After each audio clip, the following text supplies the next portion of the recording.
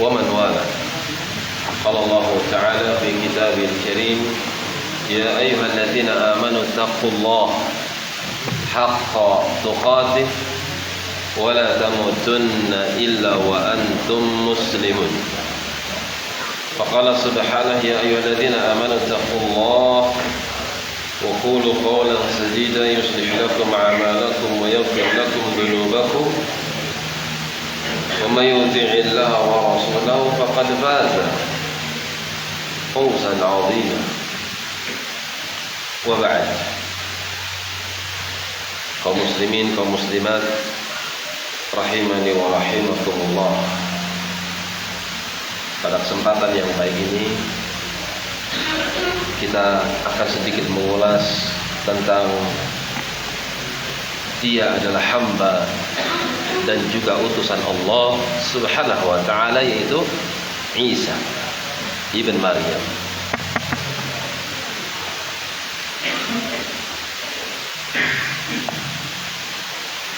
Bicara tentang Isa alaihissalam enggak luput dengan ibunya, karena kita harus tahu asal usul beliau.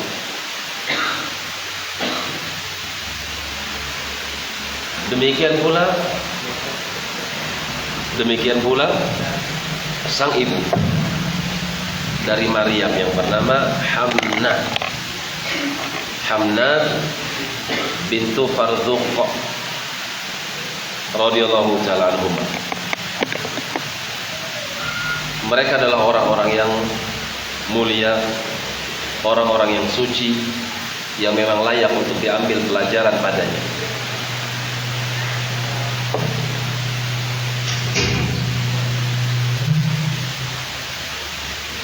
Hamnah adalah neneknya Nabi Isa alaihissalam, di mana beliau pengen punya keturunan yang baik. Karena itu beliau meminta kepada Allah Subhanahu wa ta'ala agar memiliki keturunan yang baik. Saya ringkas saja.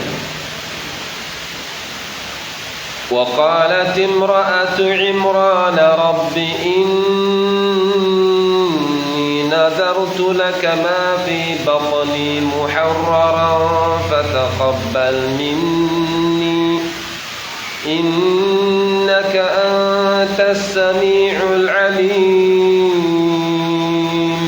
Ya Allah, aku bernadar pengen punya anak laki-laki, dan nanti aku akan jadikan dia sebagai hamba yang berkhidmat hanya untuk Engkau ya Allah.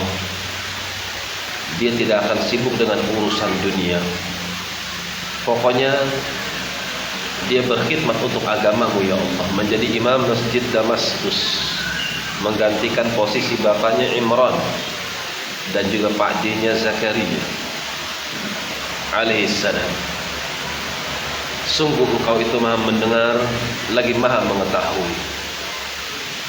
Falamma wada'atha qalat rabbi inni wada'tuha untha wallahu a'lamu bima wada'at wa laysa adh-dhakaru kal-untha wa inni sammaytuha Maryam wa inni u'iduha bika wa dhurriyyataha minasyaitonir rajim. Ternyata ketika melahirkan sang anak, ternyata perempuan. Dan Allah lebih tahu apa yang keluar daripada rahim wanita tersebut. Akan tapi ya Allah, aku tidak berubah pendirianku. Pendirianku tidak akan pernah berubah. Tetap aku akan jadikan dia sebagai wanita yang berkhidmat untuk agama. Aku berikan dia nama Maryam, dan aku minta kepada Engkau ya Allah perlindungan untuk anak ini dan juga keturunannya. Nih, minasyaitonir rajim, dari setan yang terkutuk. Antum jangan cuma pengen punya anak soleh saja, tapi mintalah kepada Allah agar punya anak dan keturunan yang saleh. Jadi kalau minta yang dalam sekali ya. Ternyata wanita-wanita yang mulia yang disebutkan di dalam Al-Quran, kalau minta itu nggak tanggung-tanggung. Seperti Hamnah, seperti Asiyah. Rabbi ibnini indaka baitan fil jannah. Duhai Allah, buatkan untukku di sisimu rumah. Lihat kalimatnya. Ya Allah, buatkan untukku, tapi di sisimu berupa rumah di surga. Kalau kita kan, ya Allah buatkan aku rumah, ya Allah di surga. Kan gitu. Kalah cerdas kita dengan beliau radhiyallahu ta'ala anha. Berarti Asiyah pengen apa? Firdaus. Ya Allah, aku pengen dekat dengan Engkau ya Allah. Berikan rumah untukku di surga, rumah yang paling dekat dengan Engkau. Ini menandakan kalau Asiyah akidahnya Ahlus Sunnah. Di mana Allah? Di atas langit. Firdaus, atapnya adalah arsy-Nya Allah Subhanahu wa ta'ala. Kita kembali kepada Hamnah. Aku minta kepada Engkau ya Allah perlindungan, lindungilah dia dan keturunannya. Dikabulkan dari godaan syaitan yang terkutuk.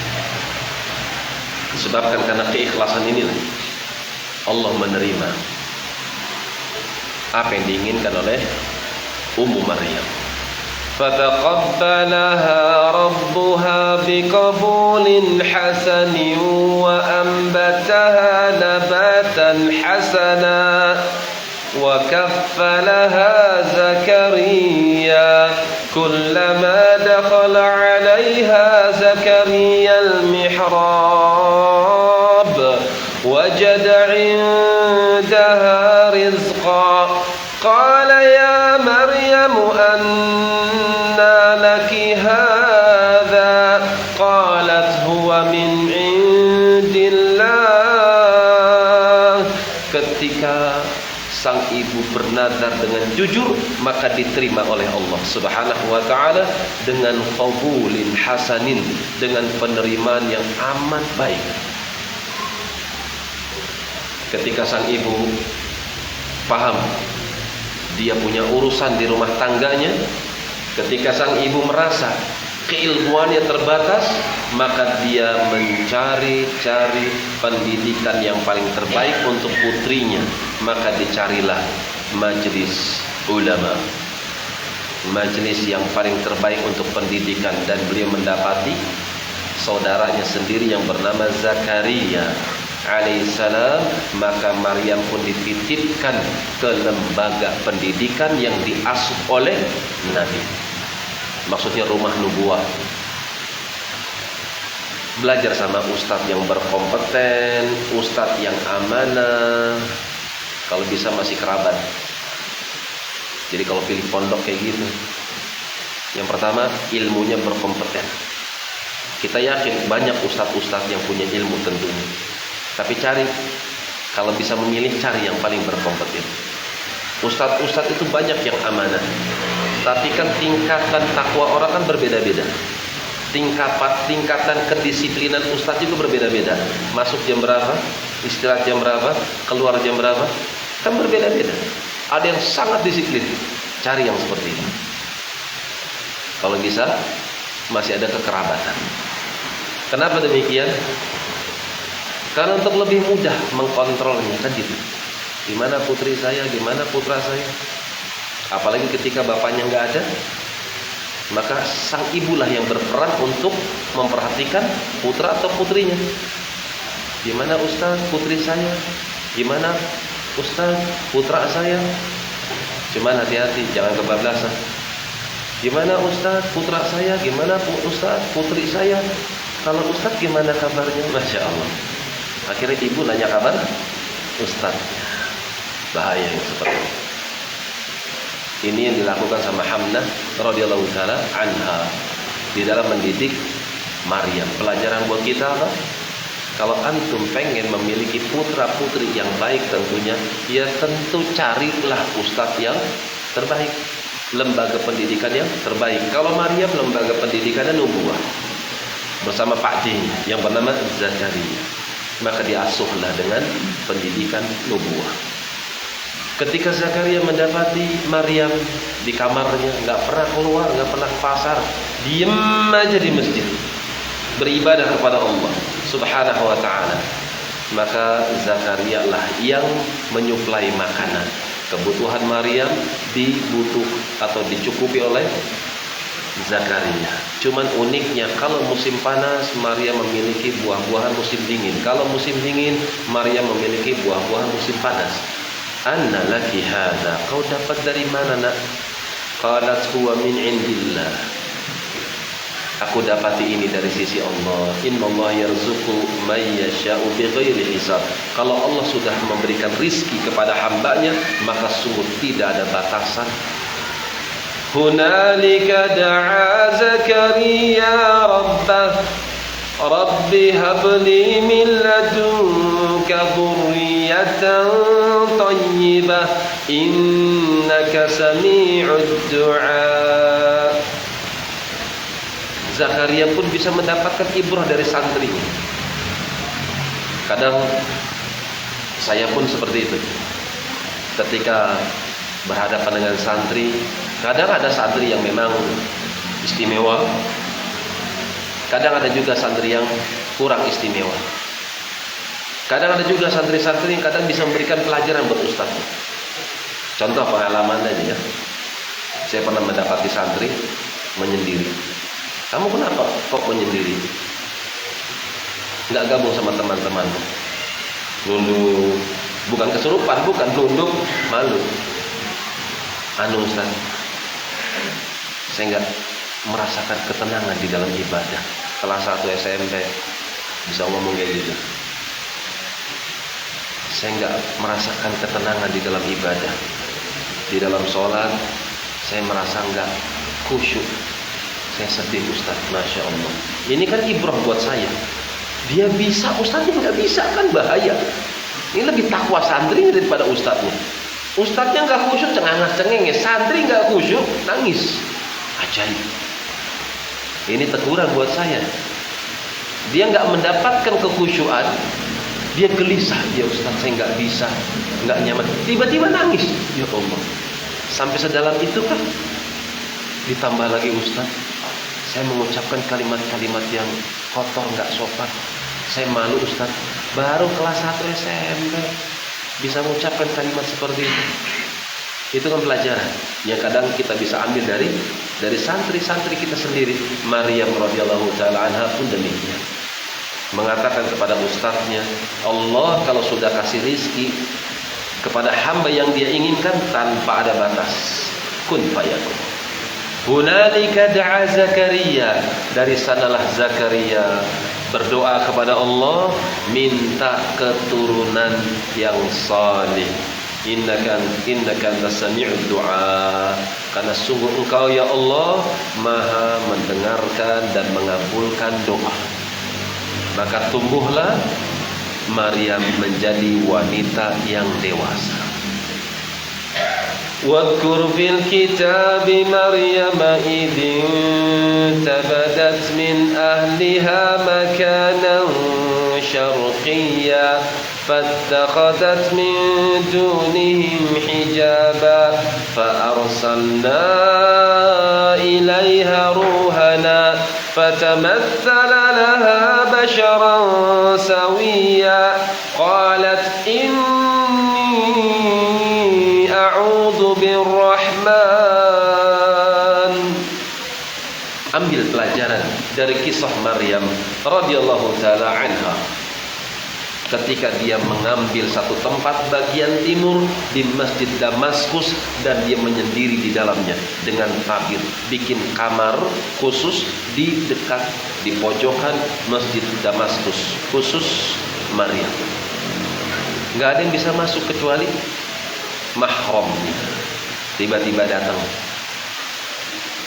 seorang yang amat tampan, yaitu malaikat Jibril yang diutus oleh Allah Subhanahu wa taala, tentu dengan rupa yang paling terbaik.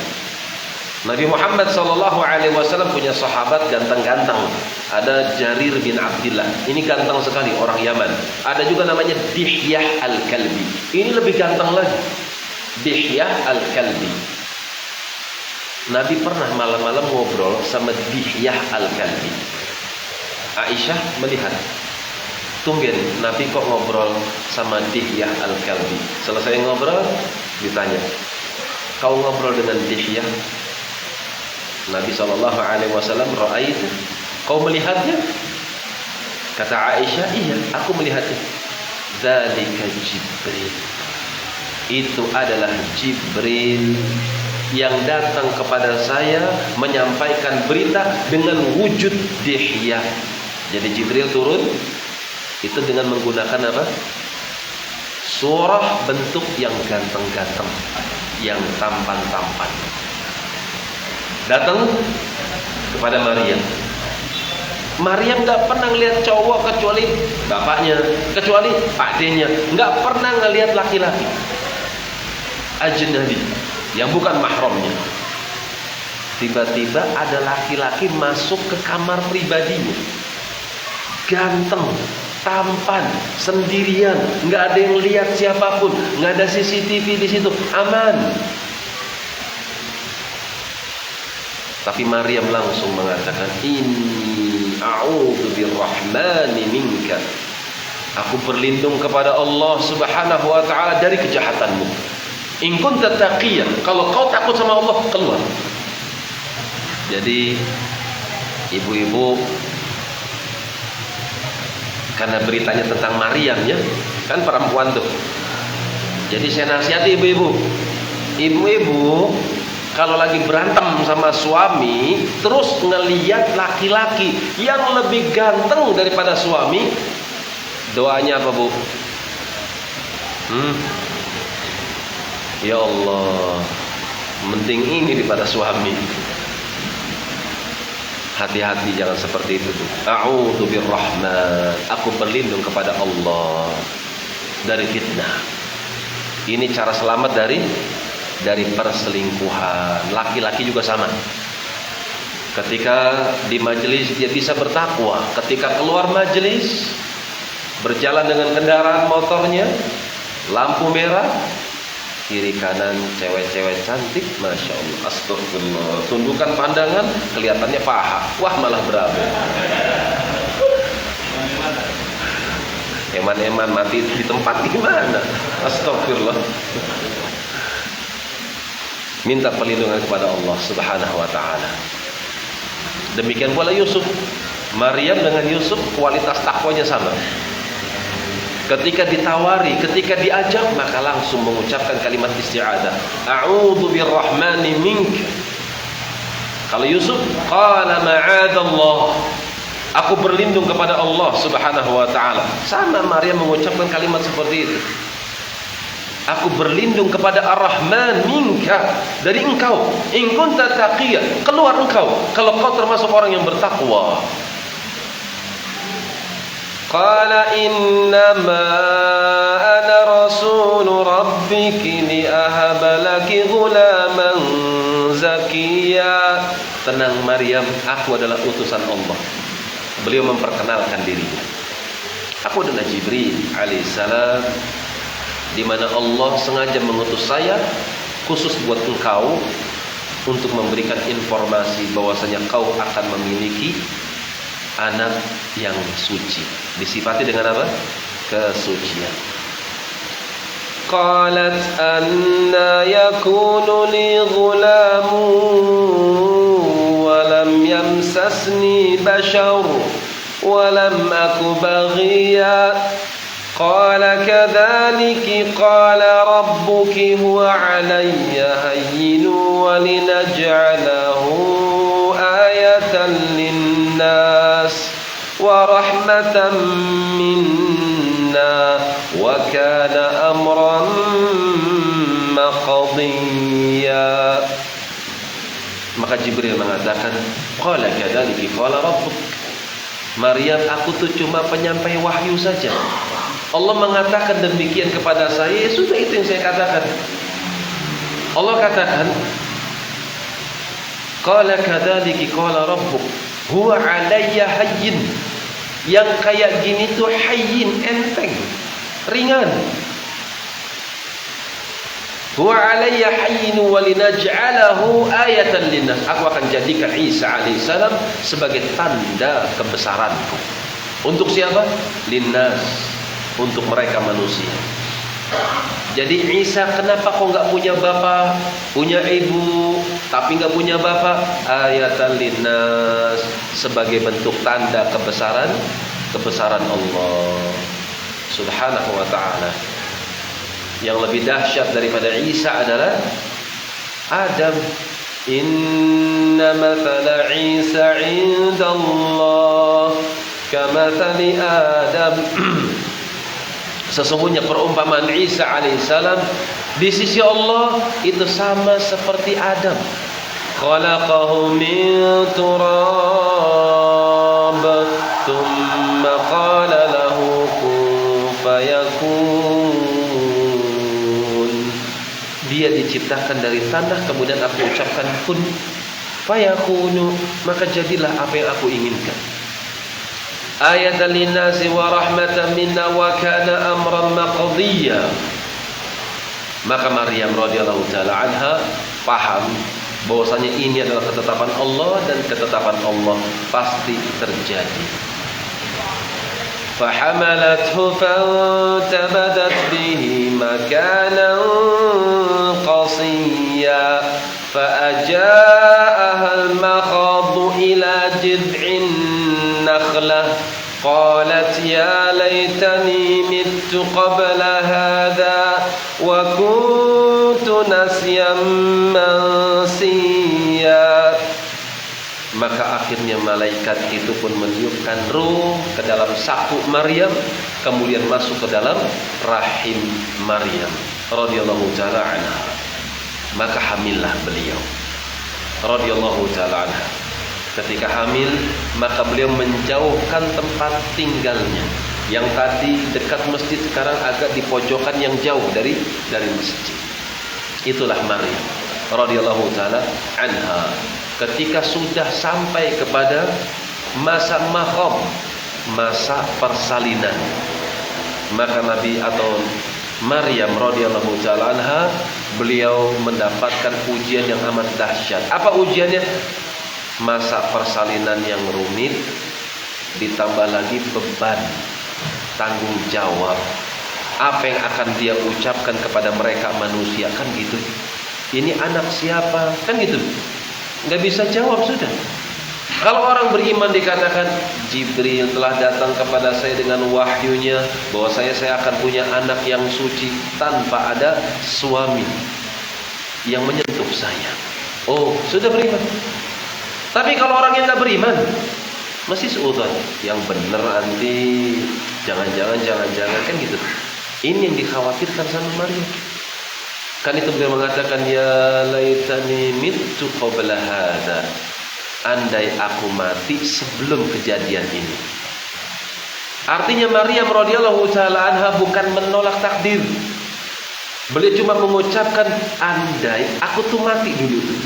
Sebelum datang Jibril, sebelum datang ketentuan ini, andai aku sudah mati duluan, sehingga aku cuma sebagai orang yang dilupakan sama manusia. Ketika dalam keadaan sedih sendirian, maka fanadatkul malaikat, maka malaikat pun memanggil Maryam bahwasanya alla tahzani qad ja'ala rabbuki tahtaki sariyya. Maryam, kamu jangan sedih. Lihat ke bawah kakimu, di situ ada air. Allah jadikan air ini khusus untukmu. Wa huzzi ilaiki bi jid'in nakhlati tusaqit 'alaiki rutban janiyya. Di bawahmu ada air dan di situ ada pohon yang sedang masak. Orang Arab paham. Orang yang pernah ke Arab juga paham. Yang namanya kurma itu masak pada musim apa? Dingin atau panas? Musim panas. Demikian pula buah-buah yang ada di negeri kita. Panas, masak, kan gitu. Semakin panas, semakin matang buah-buahan seperti itu. Bulan Desember itu bulan dingin di Arab Saudi, di Mekah, Yaman, Damaskus. Itu seiringan. Yang namanya bulan Desember rata-rata itu bulan dingin, sehingga nggak mungkin Nabi Isa alaihissalam lahir pada bulan Desember. Itu cuma cerita-cerita, hikayat-hikayat yang tentunya tidak ada sanad di dalam. Adapun cerita kita adalah Al-Quran, di mana Al-Quran mengatakan di situ ada pohon kurma. Sandarkan pohon tersebut dengan tanganmu. Tusakhit alaiki rutoban janiyya. Niscaya pohon itu buah-buahannya akan jatuh. Kurma-kurma yang setengah matang itu akan jatuh mengenai tanah. Di sini sebagian dokter-dokter mengambil istinbat, mengambil suatu hukum ibu yang hamil hendaknya dia banyak mengkonsumsi air dan kurma. Dan dibuktikan memang benar, seorang ibu yang dilahirkan itu baru saja melakukan berbagai macam upaya untuk mengeluarkan sang anak sehingga banyak menguras tenaga. Maka untuk mengembalikan stamina yang paling baik adalah air putih plus kurma. Tapi bukan itu kita bahas. Orang yang melahirkan, bapak-bapak nggak ngerasain, tanya ibu-ibu, capek apa enggak? Capek sekali. Menjadikan lemah atau tidak? Iya, menjadikan lemah. Tapi lihat wanita yang lemah ini. Dorong aja tuh pohon kurma, diorak-orak pohon kurma, nanti akan jatuh buah-buahan yang setengah matang. Kemudian fakuli washrobi wa qarri aina, makanlah kurma itu dan minumlah air tersebut dan sejukkan matamu. Artinya jangan lagi bersedih. Wanita yang kecapean baru saja mengeluarkan anak daripada rahimnya, terkuras tenaganya, disuruh ngorak-ngorak pohon, disuruh dorongin pohon supaya buah-buahannya jatuh. Mungkin atau tidak? Kan nggak mungkin. Maka disinilah karamah Maryam radhiyallahu taala anha. Lemas dorong pohon, buah-buahannya pun rontok disebabkan karena hentakan Maryam radhiyallahu taala anha. Pelajaran berikutnya, rizki sesuai dengan ucapan Maryam dalam surat Ali Imran, innallaha yarzuqu man yasha'u bighairi hisab. Allah memberikan rizki kepada hamba-hamba yang Dia kehendaki tanpa ada batasan sedikit pun. Maryam usahanya maksimal atau enggak? Enggak maksimal. Dorong pohon kurma kan seperti pohon kelapa, didorong dengan tenaga wanita yang lemah yang baru saja melakukan persalinan. Tiba-tiba rontok buah-buahan yang ada di tangkainya. Pelajaran yang bisa kita petik, jangan andalkan keluar tenaga antum ketika antum berusaha. Ketika antum ingin mencapai sesuatu, pasrahkan kepada Allah Subhanahu wa ta'ala. Berapa banyak orang yang berusaha dengan sekuat tenaga, ternyata nggak ada hasilnya. Berapa banyak orang yang cuma sekedarnya saja tenaganya, tapi menghasilkan sekian banyak keuntungan. Karena itu, andalkan Allah Subhanahu wa ta'ala. Fa imma tarayinna minal bashari ahadan faquli inni nadartu lirrahman. Makanlah, minumlah air tersebut dan janganlah engkau bersedih. Dan kalau ada orang bertanya kepada engkau, hai Maryam, balas ucapan mereka, jawab pertanyaan mereka. Inni nadartu lirrahmani shauma. Katakan kepada mereka, aku sudah bernadar, hari ini aku berpuasa.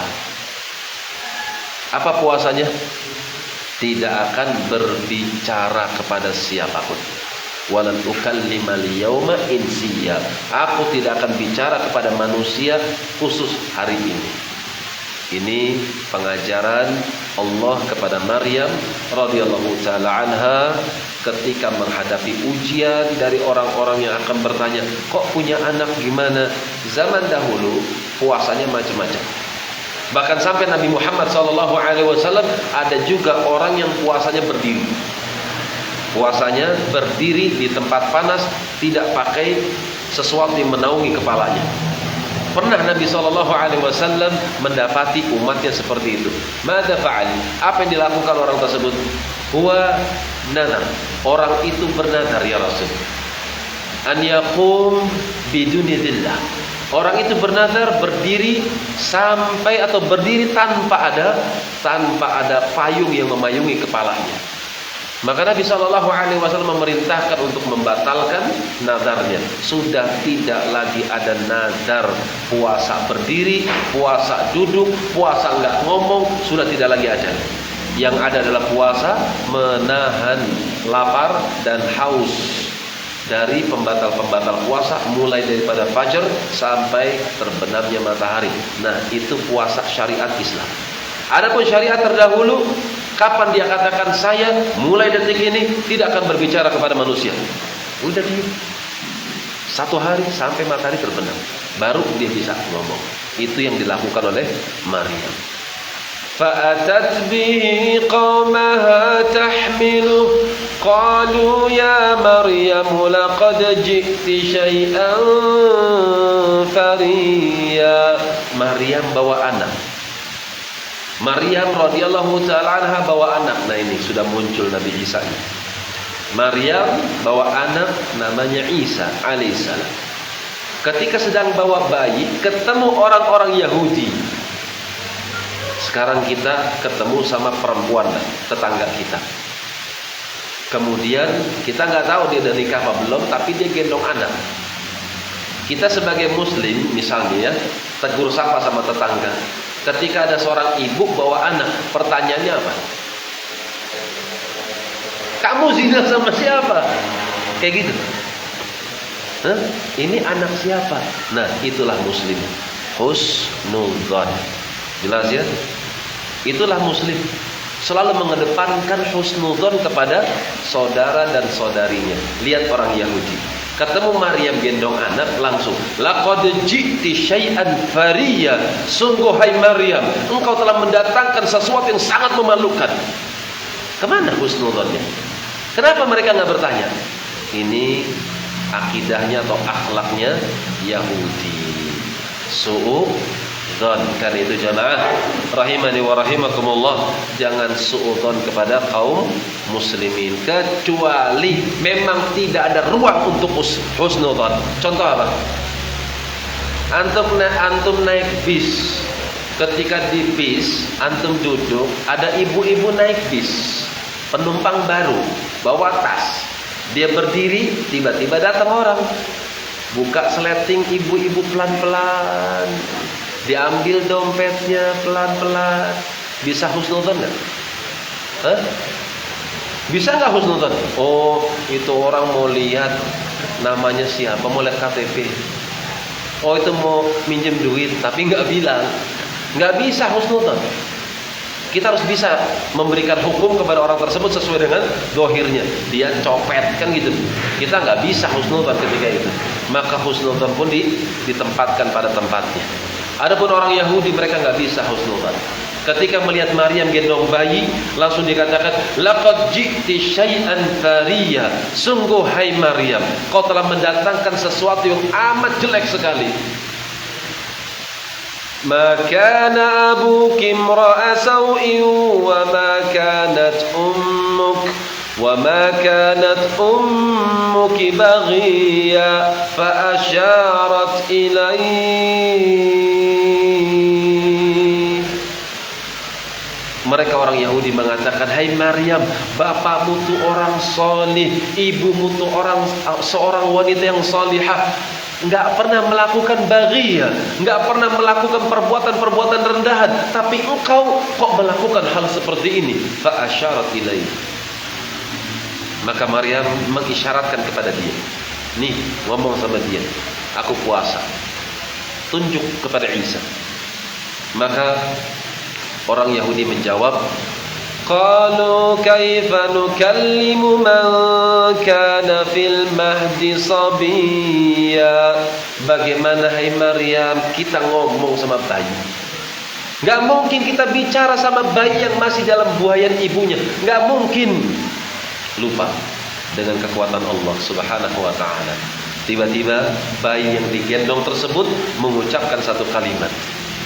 Qala inni abdullahi ataniyal kitaba waj'alani nabiyya waj'alani mubarakan aynama kunt wa awsani bis salati waz zakati ma dumtu hayya وَبَرًّا بِوَالِدَتِي وَلَمْ يَكُنْ جَبَّارًا شَقِيًّا.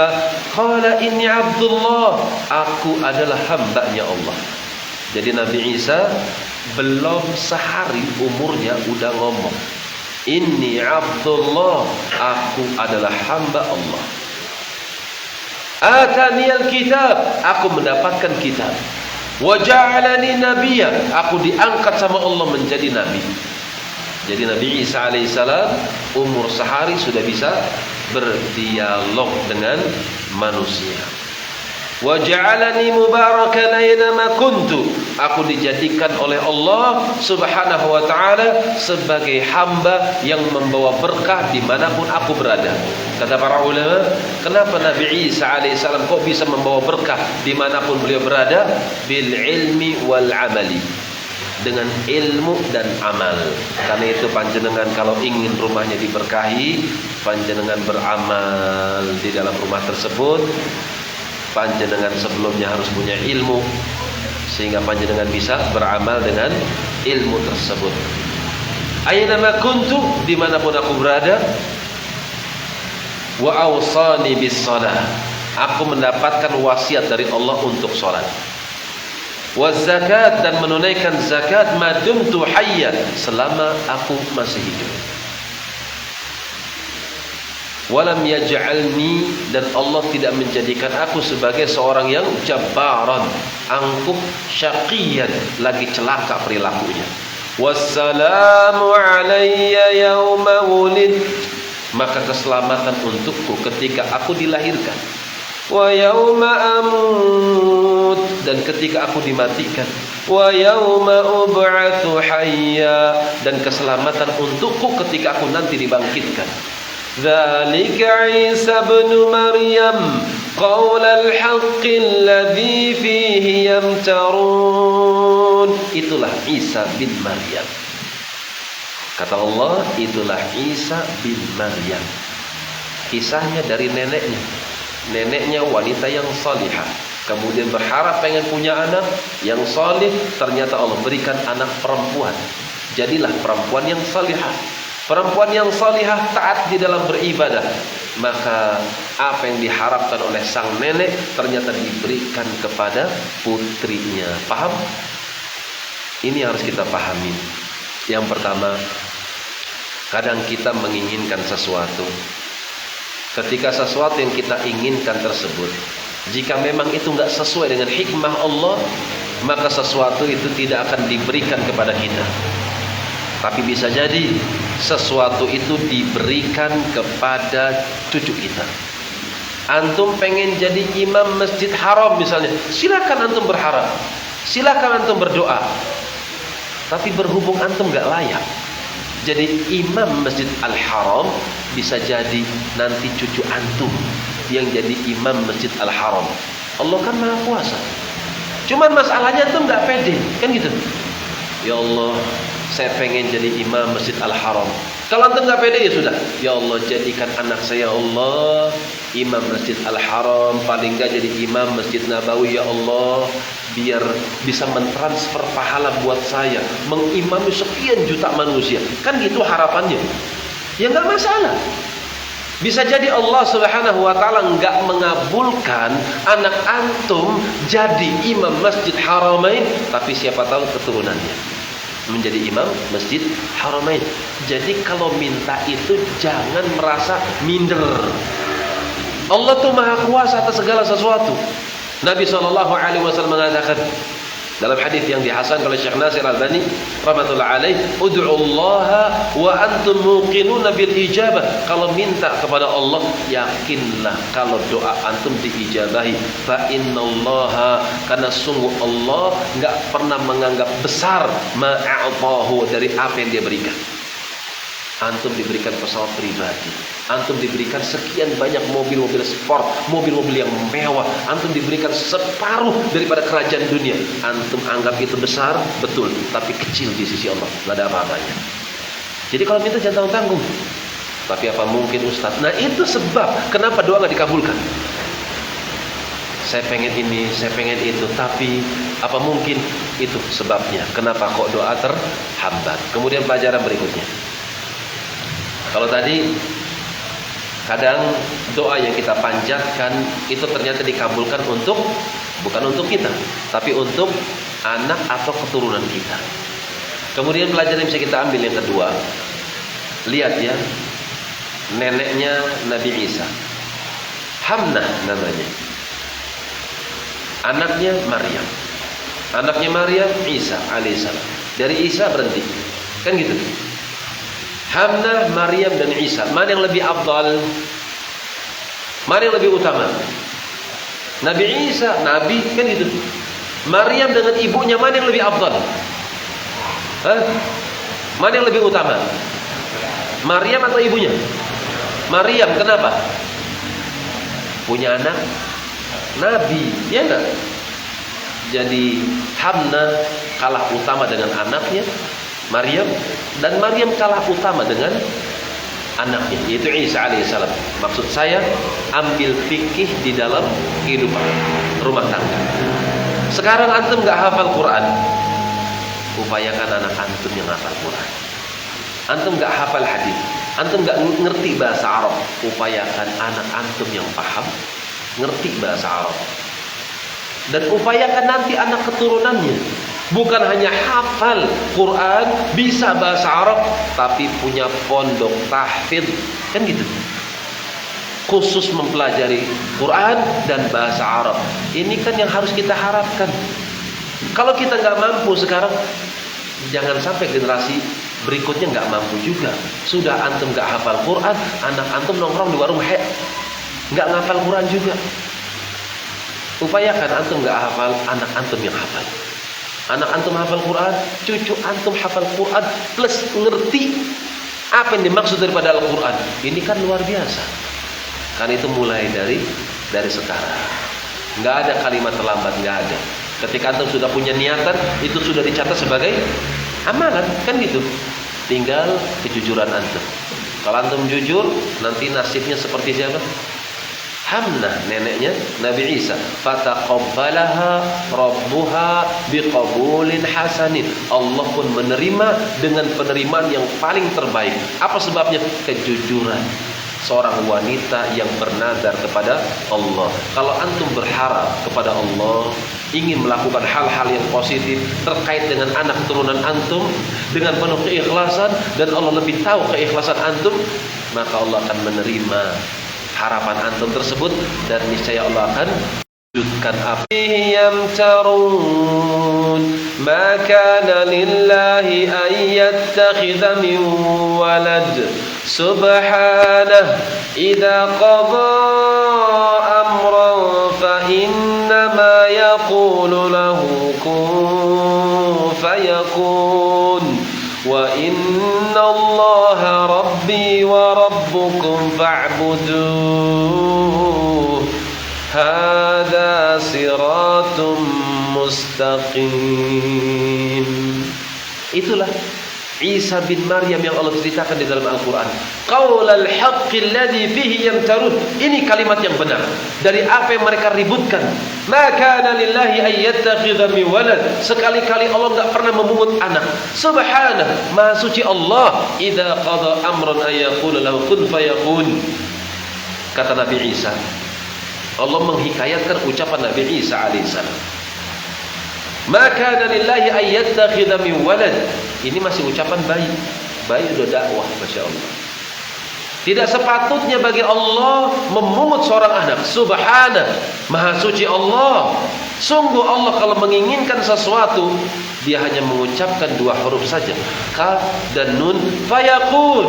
Ketahuilah, persaksikan sama kalian, innallaha rabbi. Ini ucapan Isa ketika bayi. Sungguh Dia Allah adalah Rabbi, Tuhanku, wa rabbukum, dan Tuhan kalian. Fa'budu, karena itu ibadahilah oleh kalian Allah semata. Hadza siratun mustaqim. Kata Nabi Isa alaihissalam, inilah jalan yang lurus. Ini ketika masih bayi mengucapkan kalimat seperti itu. Kemudian disebutkan versi surat Ali Imran. Tadi surat apa? Surat Maryam. Kalau disebutkan dalam surat Ali Imran bahwasanya Maryam alaihissalam mendapatkan wahyu, mendapatkan ilham dari malaikat ketika malaikat mengucapkan kepada Maryam untuk mempersiapkan diri di dalam beribadah kepada Allah. Innallaha yubashshiruki bikalimatin minhu. Di sini ada fikih yang amat bagus. Saya bacakan sebelumnya ya. Dari ayat yang ke-42. وَإِذْ قَالَتِ الْمَلَائِكَةُ يَا مَرْيَمُ إِنَّ اللَّهَ اصْطَفَاكِ وَطَهَّرَكِ وَاصْطَفَاكِ عَلَى نِسَاءِ الْعَالَمِينَ. Hai Maryam, Allah telah memilih engkau, Allah telah mensucikan engkau dan memilih engkau dari sekian wanita-wanita penduduk bumi. Ya Maryam qunuti li rabbiki wasjudi warka'i ma'ar raqi'in. Hai Maryam, tunduklah engkau kepada Tuhanmu, perbanyak sujud, perbanyak ruku', dan ruku'lah bersama orang-orang yang ruku'. Berarti wanita, satu-satunya wanita yang diwajibkan sholat berjamaah siapa? Cuma Maryam radhiyallahu taala anha. Apa dalilnya? Warka'i ma'ar raki'in. Ruku'lah engkau bersama orang-orang yang ruku'. Berarti Nasrani ketika itu sudah ada ibadah sholat dengan tata cara yang mirip seperti Islam. Sudah ada ruku'nya. Apakah ruku' saja? Tidak, ada juga sujudnya. Apa dalilnya? Wasjudi, sujudlah engkau. Jadi Maryam radhiyallahu taala anha salat, ada rukuk dan juga ada sujudnya. Setelah Allah memerintahkan para malaikatnya untuk menyampaikan berita kepada Maryam, Allah ingin memberikan kabar gembira buat Maryam. Sebelum kabar gembira itu sampai kepada Maryam radhiyallahu taala anha, lihat apa yang Allah perintahkan kepada Maryam: rukuk, sujud, tunduk.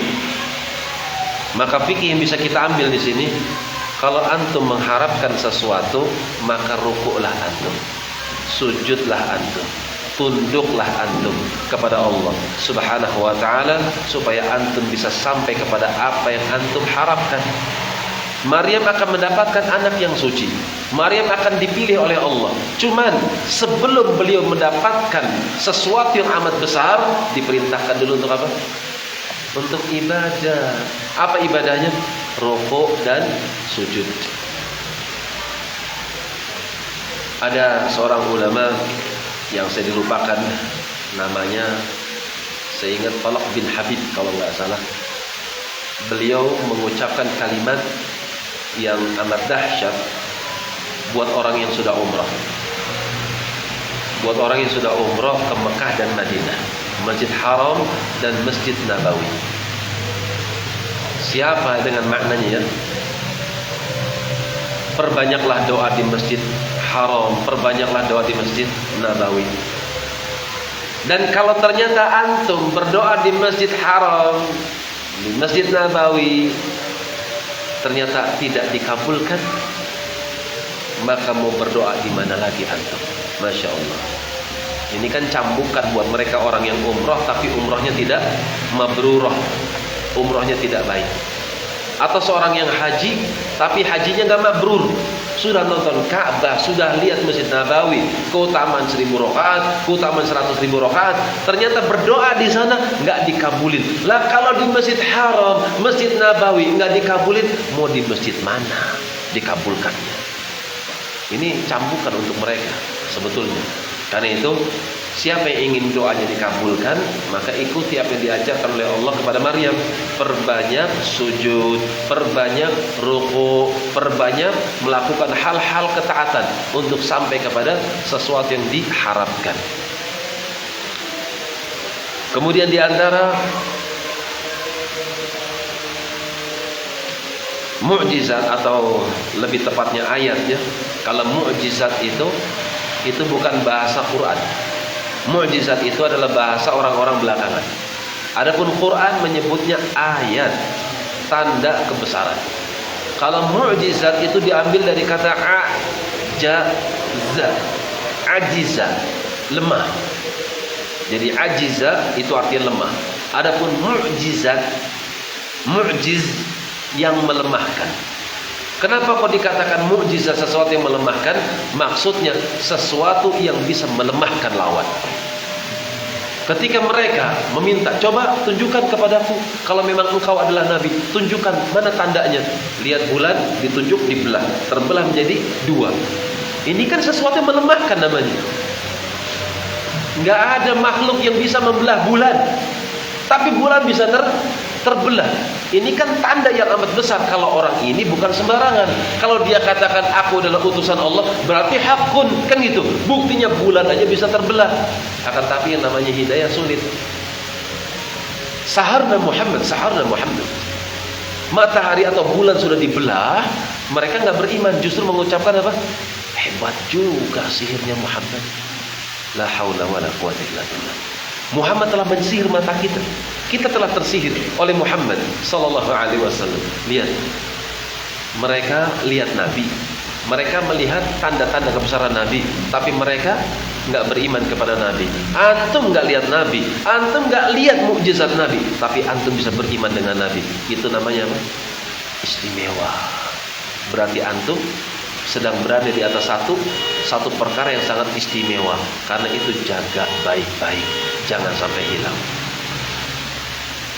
Di antara mukjizat Nabi Isa alaihissalam yang disebutkan di dalam Al-Quran, wa rasulan ila bani Israil anni qad ji'tukum bi ayatin min rabbikum, dan dia adalah utusan Allah kepada Bani Israel, di mana dia menyampaikan kepada Bani Israel, anni qad ji'tukum, sungguh aku datang kepada kalian dengan membawa ayat daripada Allah Subhanahu wa ta'ala. Anni akhluqu lakum min at-tini ka hay'ati at-tayri fa anfukhu fihi fayakunu tayra. Aku bikin untuk kalian suatu tanah yang kemudian tanah itu bentuk layaknya tayr, burung. Fa'anfukhu fi, aku tiup kepada tanah yang berbentuk burung tersebut, fayakunu tayran biiznillah, tiba-tiba tanah itu berubah menjadi burung atas izin Allah. Wa ubri'ul akmah, dan aku bisa menyembuhkan akmah. Akmah itu orang yang buta dari lahirnya, buta, nggak ada matanya. Wal abras, kemudian yang abros, yang kulitnya kusta. Wa uhyil mauta biiznillah, bahkan aku bisa menghidupkan orang yang sudah mati, tentu atas izin dari Allah Subhanahu wa ta'ala. Wa unabbi'ukum bima ta'kuluna wa ma tadakhiruna fi buyutikum, aku bisa memberitakan kepada kalian apa yang sudah kalian makan. Bahkan simpanan-simpanan makanan yang ada di rumah kalian, aku bisa menyebutkannya. Kau makan ini, dan yang di rumahmu ada ini, dan ada itu. Inna fi dzalika laayatan lakum in kuntum mu'minin. Yang demikian merupakan tanda-tanda kebesaran Allah Subhanahu wa ta'ala yang Allah berikan kepada saya jika kalian adalah orang-orang yang beriman. Itu seputar mukjizat Nabi Isa alaihissalam. Kalau sudah masuk Isya, saya singkat aja kepada nuzul turunnya Nabi Isa alaihissalam. Turunnya Nabi Isa alaihissalam. Isa alaihissalam, wallah la yanzilanna Isa ibn Maryam hakaman wa adlan. Turunnya Isa alaihissalam itu telah diabsahkan oleh Nabi sallallahu alaihi wasallam. Nabi telah bersumpah, demi Allah, Isa alaihissalam betul-betul akan turun dan dia akan menetapkan hukum di tengah-tengah manusia dan penuh dengan keadilan. Diterangkan sama Ibnu Utsaimin rahmatullah alaih, waqad ajma'al muslimun, sungguh kaum muslimin mereka telah sepakat ala nuzulihi, beliau akan turun. Fayanzilu indal manaratil bayda, beliau akan turun di menara putih, fi syarqi Dimashq, di timur Damaskus. Wadi'an kaffaihi ala ajnihati malakaini, dia turun dengan diantar oleh dua malaikat, di mana malaikat itu turun sementara Nabi Isa bertelean, nyender, menyandarkan kedua telapak tangannya kepada kedua sayap malaikat tersebut. Fala yahilu likafir, tidak lagi halal bagi mereka kekafiran pada waktu itu. Yajidu min rihin nafasihi, karena siapa yang mencium aroma nafasnya. Jadi Nabi Isa alaihissalam bernafas, tarik nafas, dikeluarkan nafasnya, illa mata, maka siapa di antara mereka orang kafir mencium aroma Nabi Isa alaihissalam, mati seketika. Na'udzubillah ya. Ngeri sekali di akhir zaman. Siapa yang menyimpan kekafiran, ketemu Nabi Isa, mati dia. Wa nafasuhu yantahi haitsu yantahi, padahal nafasnya itu berhembus dengan hembusan yang amat panjang. Yantahi tarfuhu, berapa panjangnya? Sepanjang pandangan Nabi Isa alaihissalam. Kalau pandangan Nabi Isa itu tembus 2 km, berarti 2 km orang kafir yang di sana mati sudah. Disebabkan karena mencium aroma nafas Nabi Isa alaihissalam. Fayadhubud dajjal, ketika turun langsung yang diburu adalah dajjal. Hatta yudrika bibabil luddin, sampai ketemu dajjal di pintu Lud di Damaskus. Fayaqtulahu, ketika ketemu langsung dikejar, yang kemudian ditusuk dadanya dengan kayu. Wa yaksirus saliba, di mana beliau mematahkan salib-salib. Wa yad'ul jizyah, sudah tidak lagi ada jizyah, cuma dua pilihannya, Islam atau kau mati. Kalau sekarang kan enggak, Islam atau jizyah, kan gitu. Wa taqulu sajdatu wahidatu li rabbil alamin, sehingga ketika Nabi Isa turun di muka bumi, seluruh manusia sujud kepada Allah. Wa yahuju wa ya'tamir, beliau akan haji, beliau akan umrah. Kullu hadza thabitun fi sahih Muslim.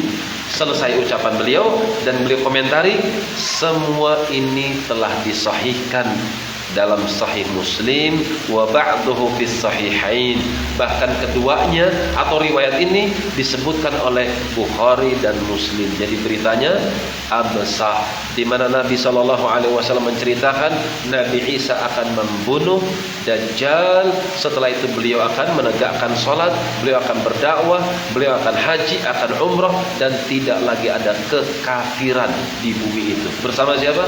Bersama Imam Mahdi, beliau berdua radhiyallahu taala anhu. Setelah itu muncullah Ya'juj dan Ma'juj.